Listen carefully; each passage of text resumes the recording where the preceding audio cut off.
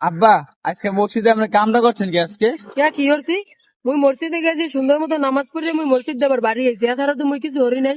না, এছাড়াও আব্বা আমি একটা কাম করছেন, আজকে মসজিদ থেকে 2 পোটলা জিলাপি আনছেন। চাইলাম না টুপিটা খুলতে, তোর লাগে কথা কই দিলে টুপিটা খোলাই লাগবে। এই গোলামের বউ, কোন হালাই কই যে মুই 2 পোটলা জেলাপি আনছি মসজিদ দিয়ে? কোনো হালাই কয় না, মানে এই যে চোখে দেখছি, প্রথম ডানে দেখ পোটল হয়েছে, পরে বাদ দেখ পোটল হয়েছে।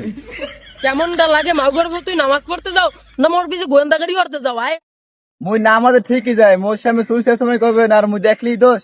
মাগুর বউ, তোর দোষের গুল্লি মারি।